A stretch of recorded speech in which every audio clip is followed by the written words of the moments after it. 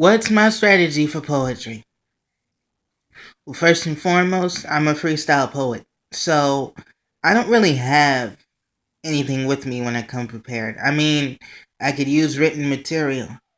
But one of my tips before I always go on stage and before I always bless the mic, you got to stay hydrated.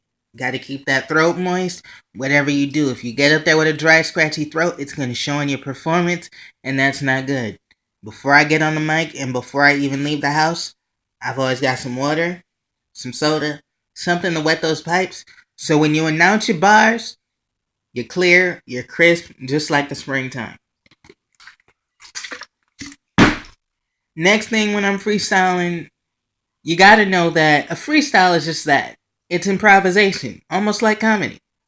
You can use anything. A lot of times what I'll do is I'll use the room itself, whatever room I'm in. I'll talk about what the people are doing. I'll talk about the bar. I'll talk about the crowd. I'll talk about the chairs. I'll talk about the table. Whatever. Freestyling is just that. Or what we usually do is I'll ask the audience for a few subjects or a few words, and I will incorporate those into the freestyle piece that I do. How that works is it's pretty much like the show Chopped on Food Network. Basket of ingredients, and you gotta make some sort of dish out of it. And you gotta use them all. Best part about freestyling, doesn't cost any of this. You don't need this. You don't need what's inside of it, and you don't need the face that's in front of it. It's all free 99. So freestyle, because it's definitely worth it. I mean, sure, I got a really big notebook, and I got some bars in here. Don't worry. I got written material, but like I said, I'm a freestyle poet, and when I freestyle, I don't think about this. Makes my head hurt. Best thing about freestyle is you gotta come with your arsenal prepared, though. Another one of my tips, though, overall for performing as a poet, you gotta have your energy up. You gotta be hyped. Whatever's bugging you or stressing you out at home, you gotta leave it there because it's gonna reflect in your performance with the crowd, and your audience is gonna see it. Audience can't see you stressed out. So you gotta do whatever it is to, as they say, turn up.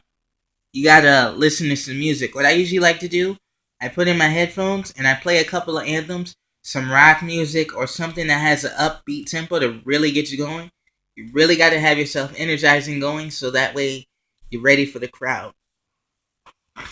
Or, if that fails, as President Roosevelt used to say, walk softly and carry a big stick.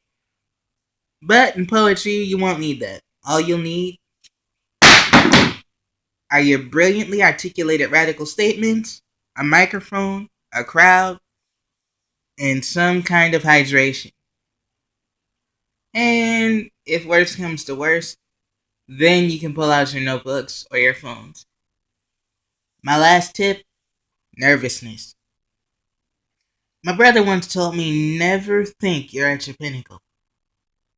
And one of the things I try to remember is that nervousness isn't all bad. Nervousness is good because it keeps challenging you to do better. It keeps challenging you to test yourself. Nervousness isn't bad, but if you really want a tip to shake off the nervousness, it's about communicating with people. And what I usually do when someone tells me they're nervous for the first time is I don't gloat about how they shouldn't be nervous. I tell them that I've been there and I know what it's like to be nervous because that's how I started out. Nervous. The first time I performed at Gypsy Pearl, I was nervous. My very first open mic, my legs shook the whole performance, but I got it through. Being a poet, it's the most satisfying feeling in the world.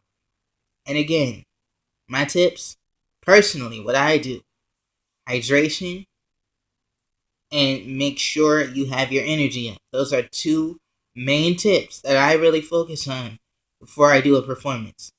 Getting myself hyped up and making sure that my throat is well hydrated before I recite. And after that, it's all about connecting and communicating with the crowd. When you get up there, give it everything you got. The audience, well, Sometimes you'll have their attention, other times they'll be distracted. But the point is, when you get up there, do what you went up there to do. Don't think about what the crowd's doing. Get up there and do your thing. It's going to be worth it in the end. What makes me a freestyle poet is because of the root word, the prefix, free. There's freedom in poetry. And that's why poetry gravitated to me. This is the freestyle poet legendary. And you can tell him that I was here.